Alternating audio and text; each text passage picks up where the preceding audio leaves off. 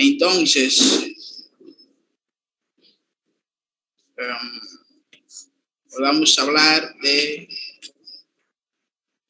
lo que es, vamos a empezar lo que es la cavidad abdominal.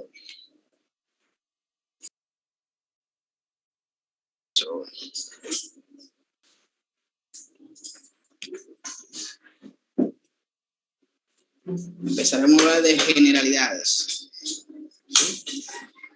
Entonces, ya vimos gran parte de lo que era la parte ósea, de lo que nos correspondía. O sea, vimos vértebras, vimos sacro, vimos coxis, vimos hueso ilíaco, hueso coxal. Vimos la pelvis conjunta en sí. Entonces, ya hoy vamos a pasar a lo que es hablar de la cavidad abdominal. Bien. Y yo recuerdo que yo les decía a ustedes que íbamos a hablar por parte de la cavidad abdominal, ¿sí? Es decir, de la pared anterior, inferior, posterior y superior. Entonces, vamos a iniciar. ¿Qué es la cavidad abdominal? Bueno, la cavidad abdominal es una cavidad ventral anterior, ¿sí? La cual alberga la mayor parte de los órganos del tubo digestivo y las glándulas anexas. ¿Por qué yo digo la mayor parte de los órganos del tubo digestivo? Porque el tubo digestivo generalmente inicia en la cavidad oral. ¿Sí? Bien, inicia en la cavidad oral, luego sigue allá atrás con lo que es la faringe y su división, luego sigue con el esófago y luego continúa entonces con lo que es el estómago. Y ahí en adelante es que nos toca a nosotros conversar. Bien. Entonces, existe una diferencia entre lo que es el tubo digestivo y lo que es el aparato digestivo. El tubo digestivo, como le dije, inicia en la cavidad oral, continúa con la faringe, esófago, estómago, duodeno, yeyuno e ilion, colon, recto y conducto anal. Pero cuando hablamos del aparato digestivo, hablamos de que no solamente incluye el tubo digestivo, sino que incluye todos los órganos que tienen que ver con lo que es el proceso de la absorción de los nutrientes y la eliminación de los mismos. Es decir, las glándulas anexas que influyen sobre lo que es la degradación y absorción de los nutrientes. Por eso existe esa gran diferencia entre tubo digestivo y aparato digestivo. No es lo mismo. Entonces vamos a hablar de la cavidad abdominal. Como dije anteriormente, es una cavidad ventral. Ventral en anatomía significa anterior, que alberga la mayor parte de los órganos del tubo digestivo. Y las glándulas anexas. ¿Cuáles glándulas anexas? Bueno, el hígado, que es la glándula más voluminosa de nuestro cuerpo. El páncreas, que produce gran cantidad de enzimas que intervienen en lo que es el proceso de la degradación y absorción de los nutrientes, entre otras. La cavidad abdominal tiene 4 límites. Tiene un límite anterolateral dado por la pared anterolateral, que es esto que usted está viendo acá. ¿Sí? Tiene un límite posterior, es decir, allá detrás, que está dado por la columna vertebral, específicamente segmento torácico y segmento lumbar. Tiene un límite inferior que está dado por la región inguinal. La región inguinal generalmente es lo que es la parte conjugosa de lo que es la pelvis mayor. Recuerdo cuando hablamos de la pelvis mayor que decíamos que la pelvis mayor realmente llaman pelvis falsa porque constituye el límite inferior de la cavidad abdominal. Bien, entonces tenemos un límite superior que está dado por un músculo en forma de cúpula, que es el diafragma. Bien. El diafragma es un punto limítrofe entre la cavidad torácica y la cavidad abdominal. Divide la cavidad torácica y la cavidad abdominal, siendo el techo de lo que es la cavidad abdominal y el piso de la cavidad torácica. Bien. Entonces, topográficamente, es importante conocer que la pared anterolateral se divide por medio de líneas imaginarias en regiones y se divide en cuadrantes. Bien. Si trazamos cuatro líneas imaginarias, de esta forma, 2 verticales y 2 horizontales, ¿sí? Dividimos el abdomen en 9 regiones. Esto es muy importante no solo desde el punto de vista anatómico, sino también desde el punto de vista semiológico, porque a través de esta división de manera imaginaria podemos tratar de ubicar cuáles órganos están siendo afectados en un paciente que llegue con un dolor abdominal. Bien. Entonces, cuando lo dividimos por medio de 4 líneas imaginarias, 2 verticales y 2 horizontales o transversales, las verticales, que son 2 líneas que quizá usted conoce, son la continuación de las 2 líneas medio claviculares que tenemos acá, que vienen de la costilla, que pasan junto con la testilla, ¿sí? Las 2 líneas medio claviculares y 2 planos transversales, ¿sí? El plano transversal superior, que le llaman plano subcostal, que se extiende desde una costilla, del extremo anterior de la 10ª costilla al extremo anterior de la 10ª costilla contralateral. Bien. Y tenemos un plano inferior que le llaman plano supracrestal, ¿sí? Plano supracrestal, porque pasa superior a la cresta ciliaca. Bien. Entonces tenemos 9 regiones, 3 que son impares y medias, ¿sí? Están justo en el centro y son impares. Y 3 que son pares y laterales, que están en la parte lateral. ¿Estamos claros? La central, la impar y media superior, le llaman epigastrio, ¿sí? Epigastrio. ¿Estamos claros? Epi en medicina, no solamente en anatomía, significa encima. Epigastrio. ¿Okay? La que está justo en el centro de la impar y media, entonces le llaman región umbilical, ¿sí? O mesogastrio, región umbilical o mesogastrio. Y la inferior, entonces le llaman hipogastrio o región pélvica. Hipogastrio o región pélvica. Bien. ¿Cómo que no escuché entonces, dependiendo de esas regiones, usted puede más o menos ubicar cuáles órganos. Por ejemplo, en lo que es el epigastrio, acá arriba, ¿sí? El epigastrio, el principal órgano que vamos a encontrar ahí es el estómago. Pero no solamente el estómago, sino también vamos a encontrar lo que es parte del hígado. Bien, porque el hígado mayormente se encuentra acá, pero el hígado, por crecer de manera desproporcionada, puede llegar incluso a lo que es el hipocondrio izquierdo. ¿Estamos claros? Entonces, epigastrio, tenemos estómago principalmente y tenemos lo que es hígado. La región umbilical o mesogastrio, lo que vamos a encontrar son las asas intestinales, generalmente. Asas intestinales. ¿Estamos claros? Y lo que es en el hipogastrio o región pélvica, ahí podemos encontrar varios órganos. Vamos a encontrar la vejiga urinaria, que es lo primero. Podemos encontrar el recto. En el caso del hombre podemos encontrar la próstata. En el caso de la mujer podemos encontrar el útero, ¿sí? Entonces tenemos varias estructuras. Entonces las 2 regiones pares y laterales superiores, estas acá, se llaman hipocondrios. Entonces tenemos 2, hipocondrio derecho y hipocondrio izquierdo. 2 hipocondrios, hipocondrio derecho y hipocondrio izquierdo. Bien. Inferior a los hipocondrios, acá tenemos los flancos, ¿sí? Flancos o regiones lumbares. Flancos o regiones lumbares. Inferior a los flancos, entonces tenemos acá lo que son las fosas ilíacas. Tenemos 2, fosa ilíaca derecha, fosa ilíaca izquierda.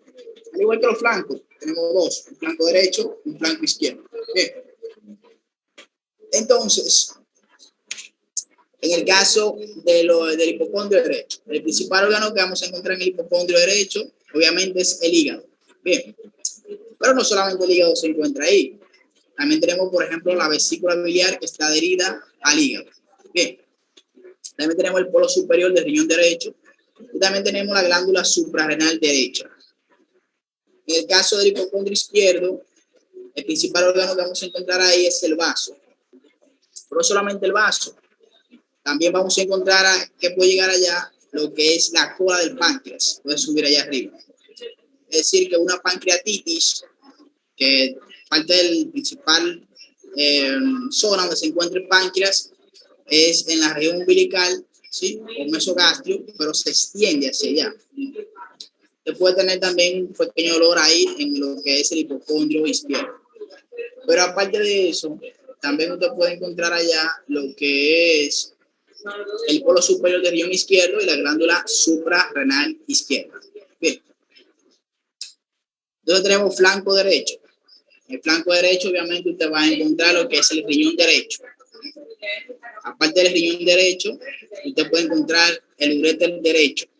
Bien. Usted puede encontrar el colon ascendente. Por ejemplo, esos pacientes que le llegan a usted con dolor de cólico nefrítico, es decir, piedra que tienen los conductos secretores, si se encuentra en la pelvis renal derecha, el paciente va a llegar con un dolor en el flanco derecho. Usted siempre tiene que sospechar de un famoso cólico nefrítico. Bien, eso es bastante frecuente. Cuando usted está en una emergencia, usted verá a muchos pacientes llegar con cólico nefrítico. En el caso del flanco izquierdo, usted tiene, bueno, pues riñón izquierdo, usted tiene el uréter izquierdo, usted tiene lo que es el colon descendente, y así de esa manera usted puede identificar fácilmente cualquier afección de ese lado. ¿Sí? Son los principales órganos. Tenemos fosa ilíaca derecha. Fosa ilíaca derecha, usted puede grabárselo desde ahora y usted lo va a ver demasiado en emergencia. Ahí se encuentra el apéndice vermiforme. Y la inflamación de este órgano es la famosa apendicitis. Es la emergencia quirúrgica más frecuente en las emergencias. ¿Sí? Emergencia quirúrgica más frecuente. ¿Estamos claros? Entonces, siempre que usted tenga un paciente con un dolor en fosa ilíaca derecha, tiene que pensar en una apendicitis. Lo primero que usted tiene que descartar es eso.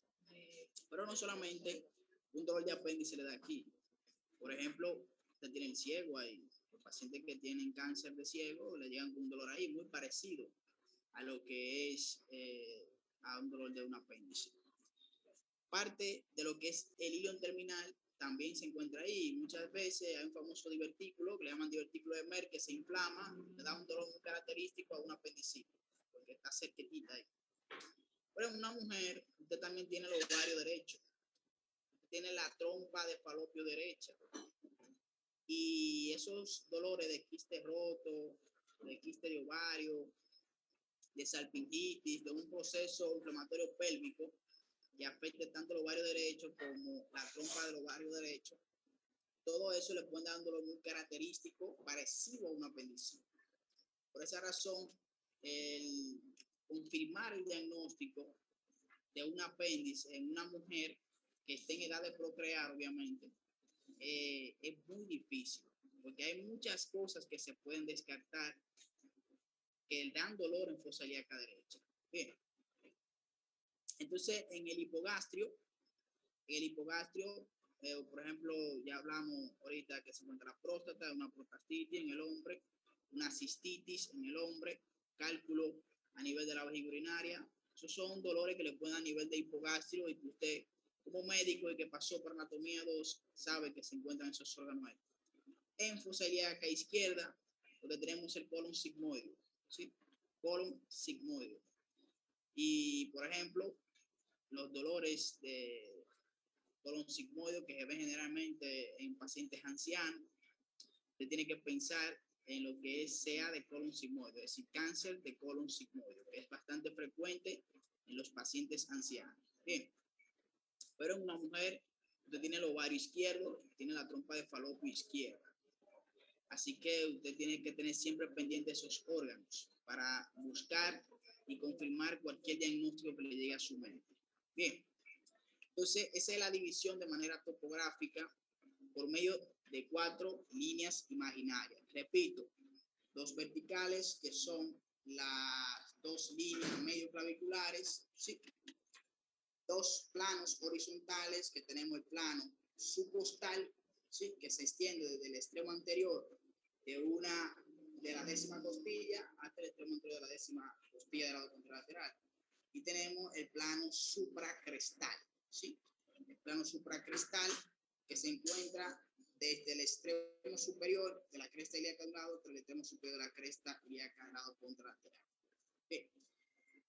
Pero no solamente eso, hay otras maneras de cómo dividir la cavidad abdominal, no en regiones, sino en cuadrantes, en 4 cuadrantes específicamente. Bien, por medio de 2 líneas imaginarias. Una línea imaginaria que va desde la apófisis sifoide, se encuentra acá, ¿sí?, hasta la sínfisis del pubis, que es la línea vertical, y una línea transversal que la atraviesa justo en lo que es el ombligo. Entonces la dividimos en 4 cuadrantes. La de los cuadrantes fue primera, o sea, la dijeron primero, pero es menos específica que la de las regiones. Usted como médico puede utilizar la que usted quiera cuando usted tenga una emergencia. Entonces, por medio de esas 2 líneas, usted tiene 4 cuadrantes. Un cuadrante superior derecho, un cuadrante superior izquierdo, un cuadrante inferior derecho y un cuadrante inferior izquierdo. Bien, esa es la otra forma en cómo usted puede dividir de manera topográfica la cavidad abdominal. Bien. Entonces, una vez ya hablado eso, vamos a hablar específicamente de la pared anterolateral. Bien.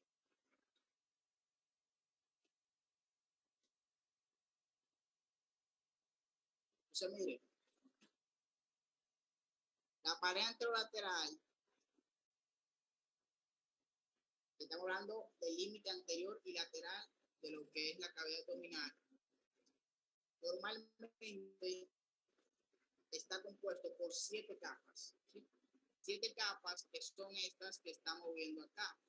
¿Cuáles son esas 7 capas? Bueno, de superficial a profundo. Primero, la piel. ¿Sí? Primero la. Luego seguimos con el tejido celular subcutáneo, que es este. El tejido celular subcutáneo se divide en 2 fascias. En una fascia más superficial, que es esta, que es una fascia meramente grasa, le llaman fascia de Camper. ¿Sí? Fascia de Camper, que es esta. Bien. La fascia de Camper es una fascia meramente grasa. ¿No? Claro. Y es avascular. Y tenemos la fascia más profunda, que es esta, que es la fascia de Scarpa. ¿Sí? Fascia de Scarpa. La fascia de Scarpa es un tejido más fibroso. ¿Estamos claros? Un tejido fibroso. No tiene que ver con grasa, sino fibroso. Es una capa que es vascular, es decir, que recibe irrigación. Bien. Entonces, así se divide la segunda capa. Tejido celular subcutáneo que se divide en 2 fascias. Fascia de Camper y fascia de Scarpa. Luego tenemos la tercera capa, que es esta, músculo oblicuo externo. Músculo oblicuo externo. Luego tenemos la cuarta capa, que es esta, músculo oblicuo interno. Músculo oblicuo interno. Luego tenemos la capa número 5, que es esta, músculo transverso de abdomen. ¿Sí? Músculo transverso de abdomen. Luego tenemos esta capa que le llaman fascia endoabdominal. Fascia endoabdominal. La fascia endoabdominal, dependiendo en qué área cubre, entonces recibe el nombre. Hay cambio de nombre dependiendo de eso. Por ejemplo, la fascia endoabdominal aquí está cubriendo este músculo. Es el músculo transverso de abdomen. Si como está cubriendo el músculo transverso de abdomen, entonces le llaman fascia transversales. Fascia transversales. Pero, por ejemplo, cuando está cubriendo otra parte, miren acá, esta es la fascia endoabdominal. Esta. Aquí le llaman, aquí está cubriendo el transverso, le llaman fascia transversales. Aquí está cubriendo el diafragma, aquí le llaman fascia diafragmática. Y aquí está cubriendo el músculo ilíaco, entonces le llaman fascia ilíaca. Toda esta fascia en conjunto le llaman fascia endoabdominal. Pero dependiendo de lo que cubra, entonces cambia de nombre. Repito, aquí fascia transversalis, aquí fascia y aquí fascia ilíaca. ¿Estamos claros? Es la misma fascia, pero simplemente cambia de nombre. Bien. Entonces, esa es la capa número 6. Luego tenemos una pequeña capita que es tejido graso, que no forma parte de las 7 capas, que es esta en amarillo que usted está viendo acá, ¿sí? Que le llaman grasa preperitoneal. Grasa preperitoneal. ¿Por qué le llaman preperitoneal? Porque está delante del peritoneo, que es esta, ¿sí? Grasa preperitoneal. La acerco más, aquí la tenemos. Grasa preperitoneal. Y la capa número 7, finalmente, entonces esta, que es el peritoneo, específicamente peritoneo parietal. ¿Sí? Específicamente el peritoneo parietal. Bien, entonces repito de manera rápida las 7 capas. Piel, tejido celular subcutáneo que se divide en 2, fase de Camper, que es grasa, fase de Scarpa, que es un tejido conectivo. Miren cómo se ve, un tejido fibroso, ¿sí? Tercera capa, músculo oblicuo externo. Cuarta capa, músculo oblicuo interno. Quinta capa, músculo transverso de abdomen. Sexta capa, fascia endoabdominal, específicamente acá, que es la fascia transversalis. Luego una capa que no pertenece, que es la grasa preperitoneal. Y finalmente la capa número 7, que es el peritoneo, específicamente el peritoneo parietal. Bien, esas son las 7 capas que conforman la pared anterolateral del abdomen. Entonces, mire qué pasa. Existe una estructura que le llaman vaina de los rectus, ¿sí? Vaina de los rectus. ¿Sé qué es la vaina de los rectus? Bueno, pues la vaina de los rectus no es más que una estructura que envuelve el músculo recto anterior del abdomen. Y esa estructura está formada por tejido conectivo que nace a partir de las aponeurosis de los músculos anchos de abdomen. Bien, eso es la vaina de los rectus. Vea, esto es la vaina de los rectus. Esto, tejido conectivo que envuelve a este músculo, que es el músculo recto anterior de abdomen. Está formada por ¿quién? Por esto, que son las aponeurosis de los músculos anchos de abdomen, que son estos. Bien, eso es la vaina de los rectus. Lo voy a mostrar para que usted la vea así. Mira acá. Esto es la vaina de los rectus, ¿sí? Repito, la vaina de los rectus es un estuche que envuelve el músculo recto anterior de abdomen. Bien, y está formado a partir de tejido conectivo que nace a partir de las aponeurosis de los músculos anchos de abdomen. Eso es la vaina de los rectus.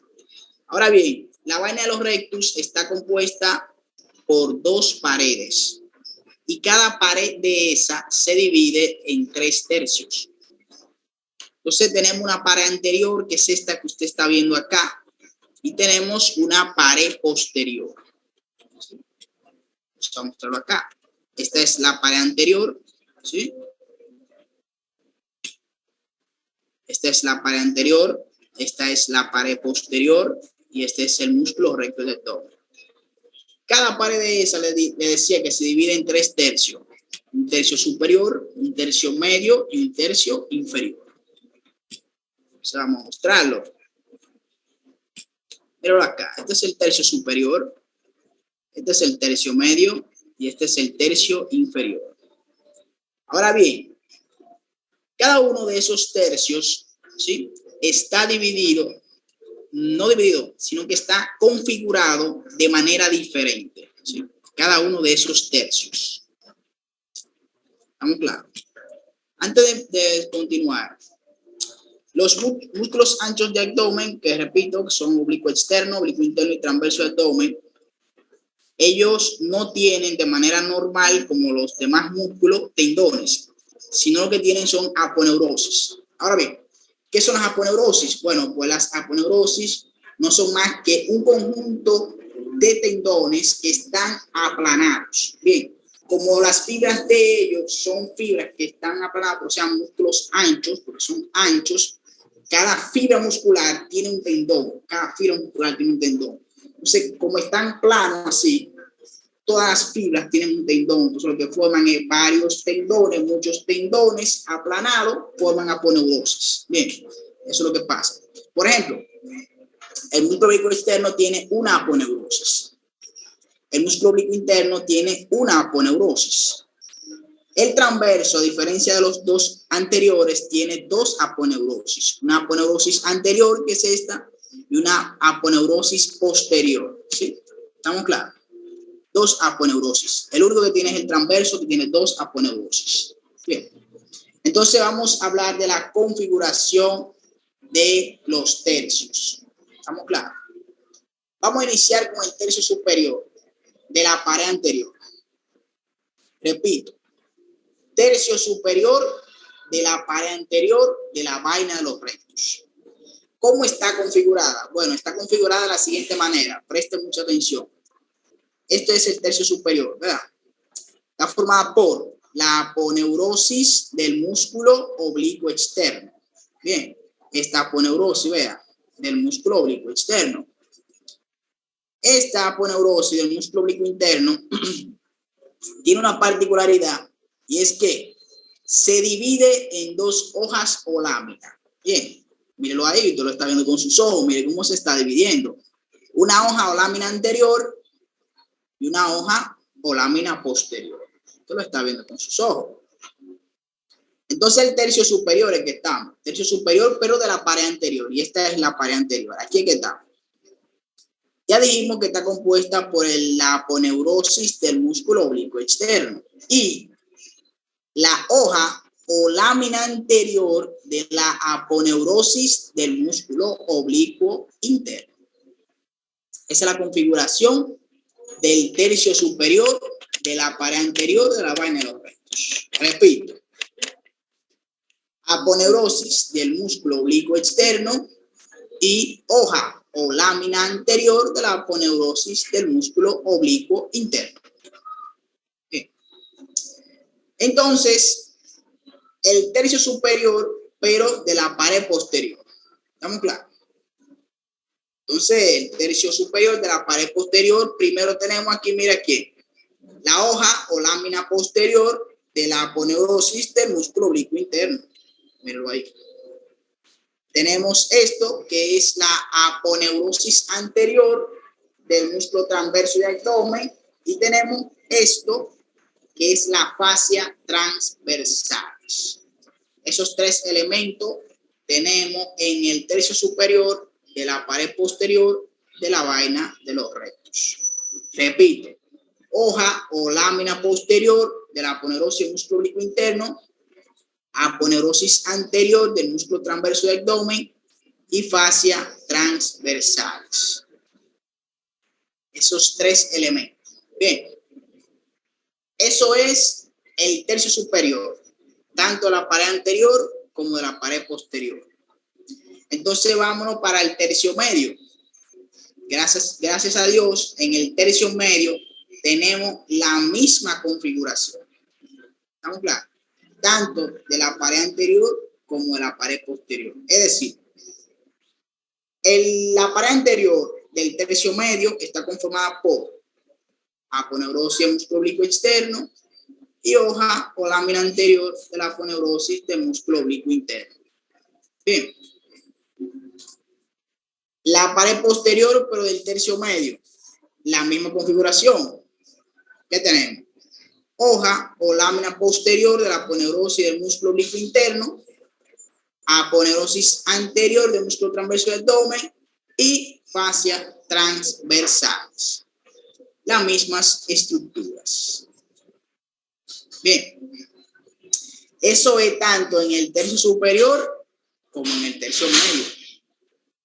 En el tercio inferior, las cosas cambian. Aquí tenemos el tercio inferior. Mire qué pasa. En la pared anterior del tercio inferior, todas las aponeurosis, vea, se van todas delante, se van todas por la pared anterior. Entonces, en este caso, la pared anterior del tercio inferior está compuesta por la aponeurosis del músculo oblicuo externo, la aponeurosis del músculo oblicuo interno. El oblicuo interno aquí no se divide su aponeurosis, sino que sigue normal. Se va la aponeurosis del músculo oblicuo interno y la aponeurosis anterior del músculo transverso y abdomen. Bien. Repito entonces. La configuración de la pared anterior del tercio inferior. Aponeurosis del músculo oblicuo externo, aponeurosis del músculo oblicuo interno y aponeurosis anterior del músculo transverso y abdomen. Entonces, en la pared posterior del tercio inferior solamente queda una estructura. ¿Cuál estructura? Bueno, esta, la fascia transversal. Solamente está la fascia transversal. ¿Estamos claros ahí? Bien. Entonces, existe una estructura que se forma cuando todas se van por delante. Eso que usted está viendo aquí, vean. Mira eso. Esto es el tercio medio. ¿Estamos claros? Eso es el tercio medio de la pared posterior de la vaina de los rectus. Bien. Entonces, ¿qué sucede? Bueno, pues como en el tercio inferior todas las aponeurosis se van por delante, ¿sí? En el tercio medio de la pared posterior queda un pequeño remanente. ¿Qué es esto? Vean. Ese remanente que se engruesa está arqueado y como está arqueado, el señor que lo descubrió eso dijo, bueno, pues esto parece una línea, pero está arqueado. Entonces le puso línea arqueada y le puso su apellido, que es Douglas. Entonces eso le llaman arco de Douglas o línea arqueada, porque Douglas fue quien lo describió. Ahora bien, el arco de Douglas o línea arqueada, ¿sí?, es el punto límite entre el tercio medio y el tercio inferior, pero de la pared posterior. ¿Estamos claros? Repito, arco de Douglas o línea arqueada es el punto límite entre el tercio medio y el tercio inferior de la pared posterior de la vaina de los rectus. Bien. Y se forma cuando todas las aponeurosis se van por delante en el tercio inferior. ¿Estamos claros?